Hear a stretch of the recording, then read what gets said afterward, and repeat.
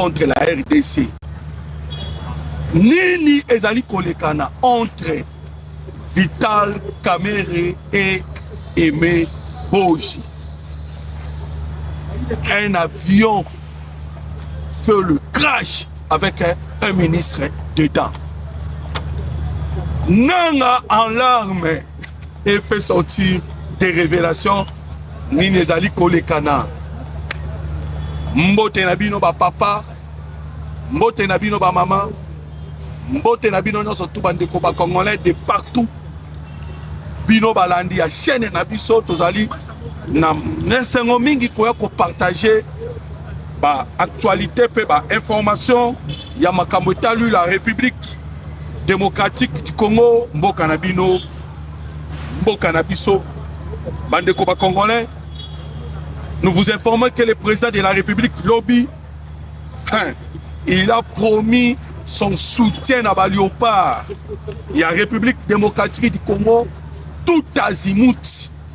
Voilà le langage Oyatenaki envers Léopard. Il y a la République démocratique du Congo.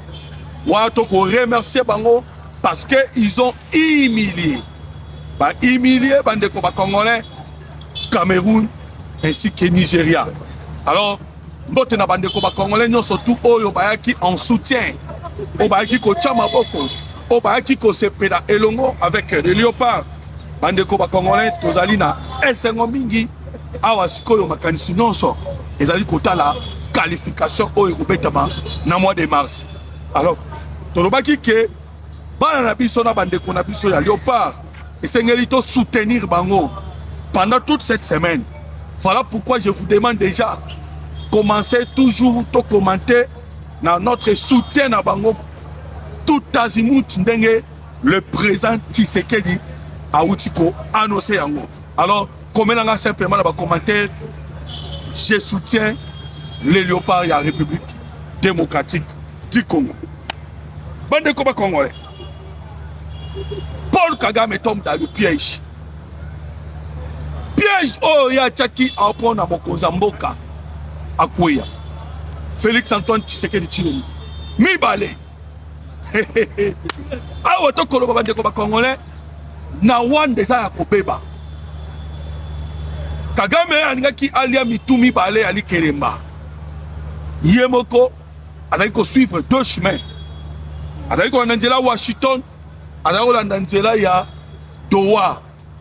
Piégé et il tombe pour la stratégie mise en place et pas ya Mokozamboka Félix Antoine Tshisekedi Tshilombo na elongo ya ba américain bande ko ba congolais. Je vous l'ai dit que Kagame est tombé. Cadre d'intégration économique oyoka qui le président Tshisekedi dans le baki que nous n'allons pas signer jusqu'à ce que les militaires rwandais bagobima sol congolais. Oui, mais que les Congolais ont un cadre d'intégration économique. To kotisi yango, to Conops, to kotisi yango. Conops, c'est les retraits des militaires rwandais dans le sol congolais. Donc, to yango, to kotisi yango na cadre d'intégration économique. Ah, aussi que Paul Kagame a commis qu'on subit pression américaine. Parce que aboye qui kokende na Washington. Alors, parce que Tshisekedi a signé témoin à Washington et à Clé. Donc, à la délégation à la République démocratique du Congo, a fait de compte, tu as signé, mais avec une condition. Donc, condition auto-signée, cadre de l'intégration économique, et ça dit que avant tout ça, la retrait, ou avant tout appliquer le cadre d'intégration économique, il faut nous les militaires rwandais, pas bima sol congolais. Moi, je pense que Kagame a quoi? Si quoi raison, nous sommes avancés à terre. Parce que c'est les États-Unis d'Amérique. Alors, à ce moment-là, qui a Donald Trump, je qui m'a sonné Trump, ABC Trump, moi, je suis les États-Unis d'Amérique qui ont signé les actes. Parce que tu sais que d'abord, continue la délégation n'a pas signé le cadre d'intégration économique. Bande quoi, qui tient en Arabie Saoudite. Qu'on ne pas les Saoudiens. Pour que les Saoudiens parlent la paix dans les États-Unis d'Amérique. Ah, Wasuko est signé. nde na uti koyebi so signame avec condition. Kagame siko asili mayeni adeviaki mukolo ya le 14 le 15 oyo esengeli bamona na Washington na mokonza mboka oyo koyoka bandeko bakongolais la date du 21 azwi mpe raison ya date du 21 mais asengi sikoyo 2 semaines. Kagame akokende to akokende te. Omoni premier piège oyo Kagame atombe nango awa moyen a réclamer lisusu eloko moko epai ya mokonza mboka eza te. Tout est déjà signé. Hier, Sengela kende kocha mokoloto na ye na Washington. Et après kocha mokoloto, abano kubibisa basoda na ye na sol congolais. Kagame maintenant est obligé d'aller aux États-Unis d'Amérique. Et de l'autre côté, moyen lobela pe makambu. Il y a Doha ezate. Deuxième piège, Doha. Kagame tombe aussi. Kuna na Doha, et donc on a bimina noté. Parce que lui attendait que moi et l'autre malonga bimana Doha. C'est ce que Kagame attendait. Kuna ba to signé 4 documents. Na 4 documents to signé na Doha. Tous les 4 documents ezali ka kende na cadre ya projet et application. Alors comprenez que Kagame a piégé à co-signer l'accord de Washington sans qu'il a trouvé gain de cause. Nantela ba M23 parce que yemo ko za kotoyo azaki kotoyo na mupanza ba M23 jouer le côté. C'est là où maintenant son fils M23 ndazo a sacrifié. Na 4 documents auto signés. D'ailleurs na kobeta na bino masoba ndi ba congolais. Ya liboso to signaki auto bengaki déclaration de principes. Ndenge nini ba ko signer accord avec le M23, mais yango elanda le processus elanda makambu accord ya Washington. To signer qui déclaration de principes, to yeko signer et le monde ba M23 mécanisme conjoint ya cessé les faits. To yeko signer lisusu na bango mécanisme ya o ekotala la sortie des prisonniers. O ya suka to signer awa ezali ka accord cadre. Alors que accord cadre auto signé na bango et on a 8 points et les 8 points wana et qu'on a moins tapé à la traité. Mais quand on a Washington to pousser Kagame a signé. La première piège pour signer bande comme congolais et directement on va maintenant forcer les M23 rétablissement total de l'autorité de l'État. Et on pousse Kagame maintenant de faire sortir ses militaires. On a besoin de quitter directement pour accomplir la prophétie, il y a maman oh on a eu ta compétence solo Paola White. Alors comprenez que Makambo a ezali ko kene déjà la contre. Paul Kagame se retrouve entre l'enclume et le marteau. Kagame a mis coup à mi comme wana. Tu as vu ça Kabino la émission les kanaki que Kagame doit faire les choix. Kagame doit faire les choix entre sauver le Rwanda ou sauver les M23. Awa siko azasko obligé à sauver le Rwanda, à soudola les M23. Tellement bendingo ngata mulayi. Na kobimisaka ba prétexte. Kobimisaka ba makambo oyo ko permettre oyo ko sala ke signature ezalate. Mais siko tous les makambo ça déjà et si Njela na yako kimezate. N'abisa kibino même pas la option militaire. Parce que biso esengeli to déloger les M23 par force. La négociation pour mon Doha. Et ça système à talk and fight. Vous voyez que on embala suka oyo, ba M23 nde bakenda ki bato liboso ba fandi na bango na Doha. Ba fandi biso to yate. Biso pe to consommer ngonga. Si c'est que d'une stratégie na ye. Alingi na no sila na Paul Kagame. Bon on va aussi na ba M23. Parce que les M23 to senga to déloger bango. On faut que ko déloger bango par force. Voilà ndebo komona sikoyo. Rétablissement total de l'autorité de l'État. Kagame tombe dans les pièges. Et toi, ici, déjà, 2026 est cause à la décisif. 2026 est cause à la décisif. Parce que en 2026, mon salaire, tozali ko sala ba de Congolais, cause à la très important. Donc, cause à la Conseil de sécurité, Kagama est bien haut. Mon Kozambo Kazu déjà, na positionnement dans la CIRGL. Conférence internationale, il y a Grand Lac. Tozoa qui paie l'issoussou. Wana ko ba Paris c'est la chimie. On a même moral avec le président de la République. Yekuna pe ba konomeye le président ya Union africaine. Omoni ba ka otoko benga ke ba carte. Oto wana ngona maboko na makambo etali la diplomatie. Alors, longo na makasi oto zina djele tali la diplomatie. Makasi mususu bandeko ba Congolais. Ezali na nzela ya oto bengi la force oto ko benga sur le terrain. Option militaire. L'option militaire lobby, nous avons encore récupéré Demboka. Permettez à la Tangero Kombo et Mboka Ngo Bandeko auto-récupérer. D'abord, nous avons Wazalendo, na Masisi, va récupérer na Kacha Mweso, va récupérer village Moko.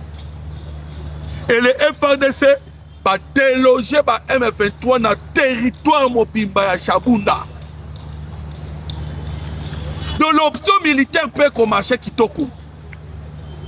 Voilà pourquoi Kagame a l'ingité Tobunda. Il y a l'ingé qui a ma biso na distraction. Toko solo akuna na Doha, toko solo na Washington, il y a consolidaka. Administration parallèle bande kona ko betelo li solo ya parce que lobby koné na ngabimaki na poisa. Ami teki complètement. Abimi c'est ba secret ya ndenge bango moko ba ajisaka na est ya République démocratique du Congo. Ndenga zaki na bakare minier na ko betelo masolo wana. Alors comprendre que à ce qu'on a moment oyo Paul Kagame a piégé. Parce que malgré la signature, il y a cessé le fait au Signaki, le FRDC a continué à percer.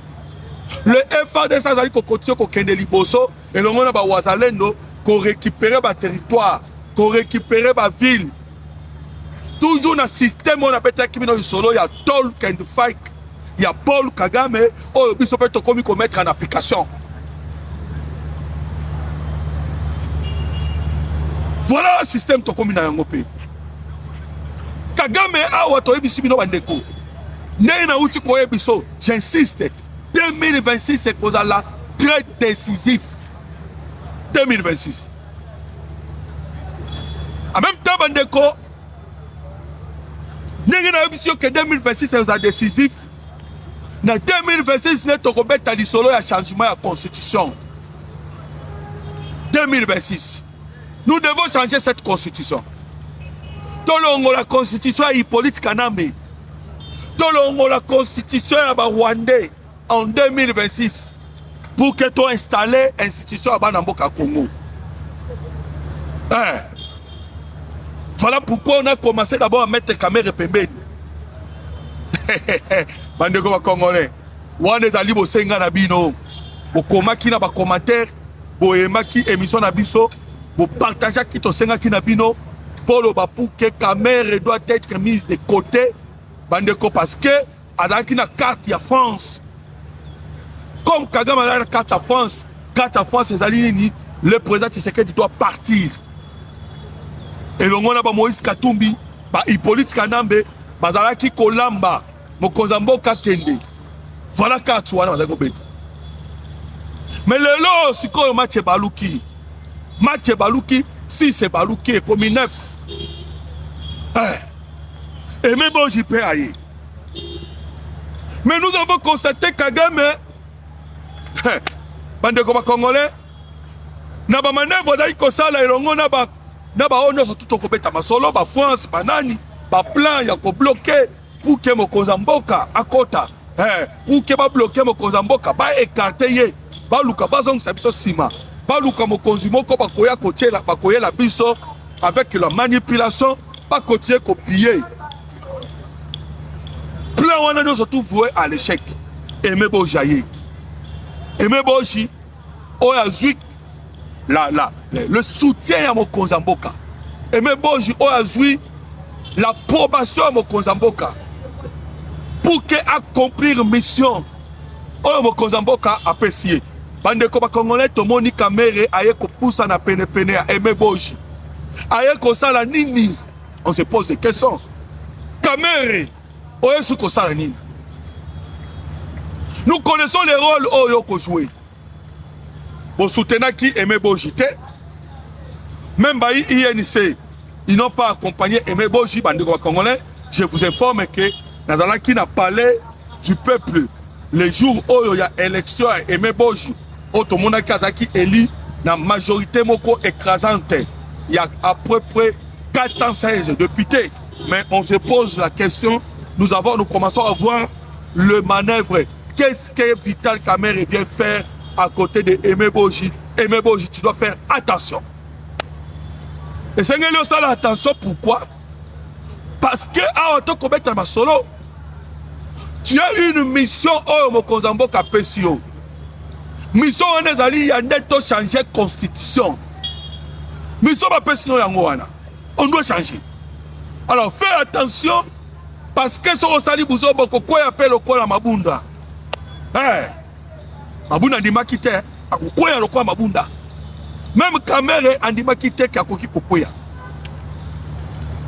Tout ça bande de Congolais parce que les ennemis en Boka Congo veulent que à tout prix, même Tobundi aussi sa guerre parce que toi aussi ça déjà guerre. Ba luka keso aussi si guerre, ba luka ba ko zonga lisusu na njera mutu mususu. Ba ko zonga sabiso susu na guerre. Voilà pourquoi to koloba na batuke, to koloba ke awa il faut qu'on a la liste sur le coralisu. Liste sur le coralisu. Alors comprenez que déjà te comprendre l'origine de la guerre. Les causes profondes de la guerre, nanga bimisi ba secret yango. Cause profonde. Oh yo kaka, kagama tchaka makere chaque jour. Non, il faut les causes profondes. Il faut négocier avec le M23. C'est parce que bango balingi ba tchaba carré minier. Nanga bimisi secret. Donc yo nanga oye comme maliwa ya ba Congolais. Et belé ya ba Congolais ba koufi na SRTC corona onanga. Donc ça pour na minéré. Je vous dis bande ko ba Congolais que lobi nanga ba tuni ba question na ba cause oyo nanga aye ko sala la guerre. Bande ko, je vous dis que nanga melipe ma pour expliquer mais en fait de compte nanga a révélé, nanga a accepté que azo la guerre pour na pillage à minéré, pour na carré minier na o baboto la ki. Alors bon moni ba Congolais auto kobenga ba Congolais ya pamba. Ba Congolais tete oyo Kagame tela kamutema. Bango na bananga. Donc yo nanga o ko la guerre. Pour que bon ba Congolais à cause de ba carré minier na o. Bandeko batu ba yebite que dans la politique exacte que oya liboso ya batu pour gagner.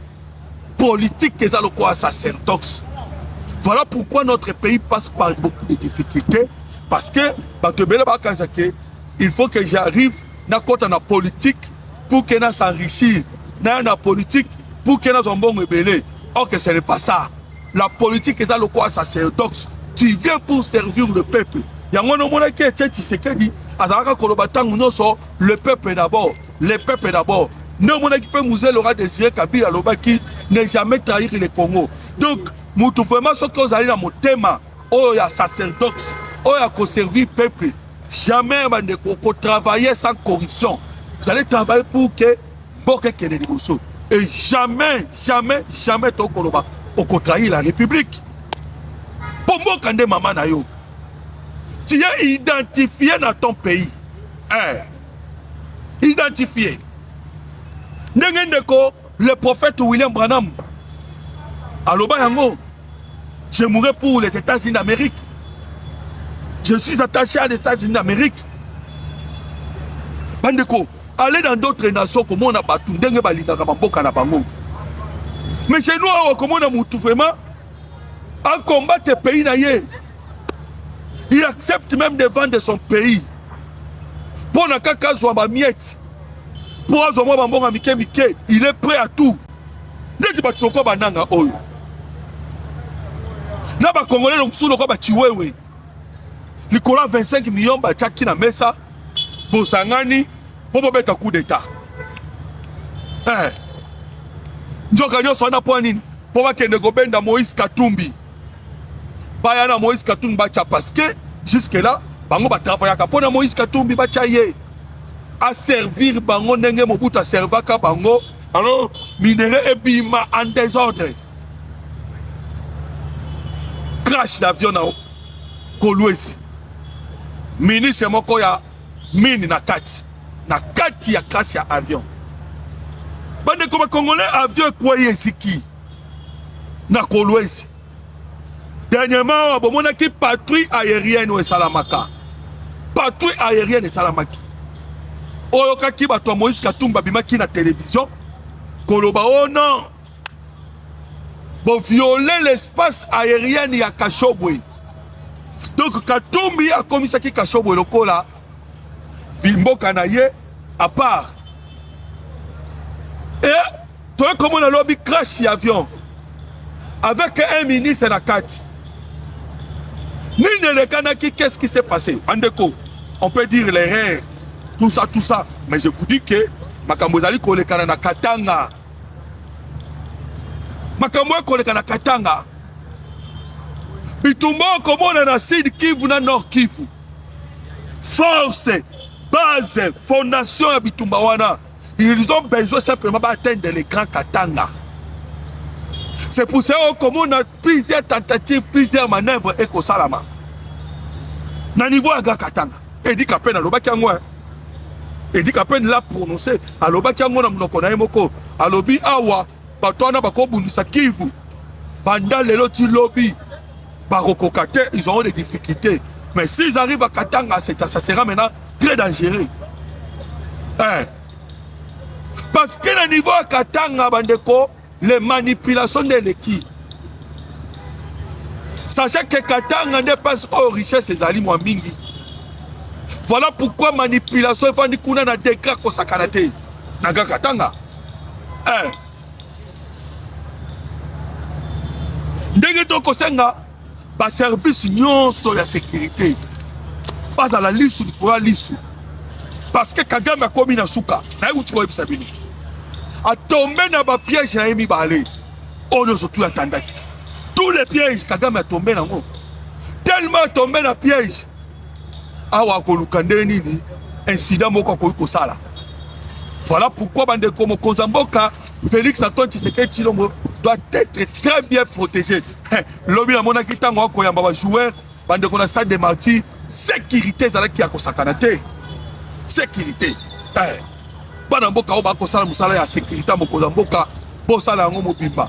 Pourquoi tokolo bande ko lobby lorsque la décision est tombée après la signature il y a République, il y a Rwanda, la République démocratique du Congo. Pendant que les Congolais, ils ont signé la signature, il y a deal. Deal est signé entre les États-Unis d'Amérique et la République démocratique du Congo. Après, on a Rwanda. Voilà pourquoi, Mikolo, il faut la protection. Il y a le président Tshisekedi. Il faut lui protéger. Il faut protéger mon Kozamboka. Naba moyen yo so mikolo oyo. Alors bande ko ba Congolais ndenge na uti koloba na bino ke la situation auto ko kenango fait ambula oyo kozala vraiment sérieux. Fait ambula oyo, vous allez constater que beaucoup de lignes vont bouger. Nasuka ambula oyo. Bambou ba ligne belé ko bouger. Parce que déjà, aussi, tu as asphyxié Paul Kagame dans la moyenne. Tu as asphyxié déjà.